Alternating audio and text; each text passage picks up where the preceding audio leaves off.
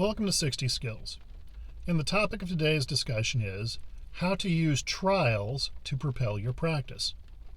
What are trials? Trials in general can be viewed as events that are extreme in nature or require a great amount of effort to accomplish. Typically, they also involve a fair amount of endurance. Now, while there is an element of danger to trials, when these are properly implemented, the actual risk to the individual is very low. This is one of the reasons why these are often used as rites of passage. Because the fact of the matter is, by being observed by a group of elders who've been through this before, they can make sure that the situation does not get out of hand.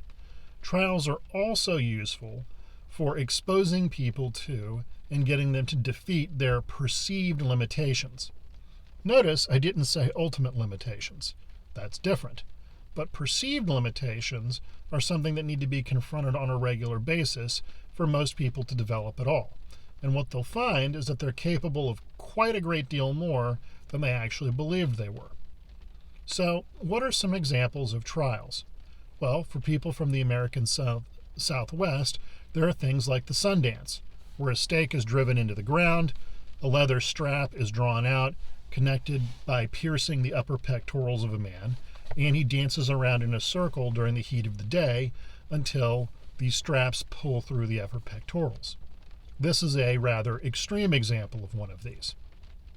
Now, what are some other examples? Well, the ancient Egyptians had their acolytes swim across the Nile and brave the crocodiles.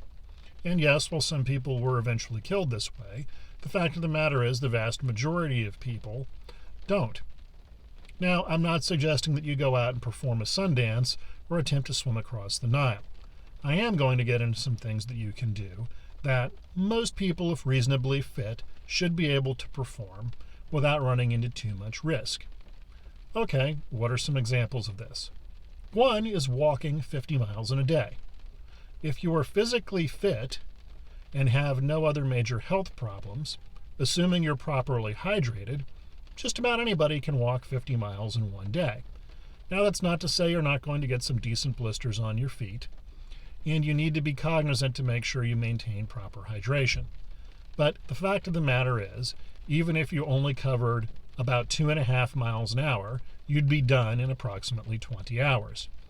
This is a fully maintainable pace for most adult human beings. What you find when you engage in something like this is that you enter a highly astral state and time tends to suspend itself. The danger here involves not getting run over by a car or otherwise injured or dying from dehydration. For this reason, trials often work best if performed with other people who are there essentially to act as safety spotters. Because once you are fully into the moment, the fact of the matter is things may take on a very different, more surreal context than you could believe. Another example of a trial is simply staying up for 24 hours straight. If you've never done this before, this can seem quite difficult. I will add it is most easily done by not sitting down or spending your time in a more passive body position. It works best if you're up and moving around. Many people, after about the 18-hour period, kind of breeze through the 24-hour period and often go on to 27 hours before they realize how long they've been awake. Again, maintaining proper hydration and doing this in a place where the odds of injury are low are most helpful. Fasting is another one of these things.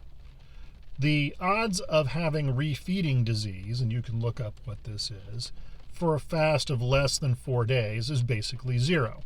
I'm not saying it can't happen, but the risks involved are very low. So, not eating for 3 days will definitely change your perception of reality and what you're capable of. Also, there tend to be a lot of health benefits associated with this. So, trials allow you to exceed your self-perceived limitations. As a meditative practitioner, this is extremely important. They also tend to alter your perception of reality and in many cases allow people to achieve a much higher level of meditative performance than they're normally able to do. And finally, if you do decide to engage in trials to boost your practice, you need to look at designing them in such a way so that once your perception of active reality or physical reality around us dulls a little bit, the risks to you personally are not terribly high. And having people help you with this isn't a bad idea either. So, that's all I had to say for today. I want to thank you for joining me again. I wish you to practice hard. I hope to see you again soon, and be well.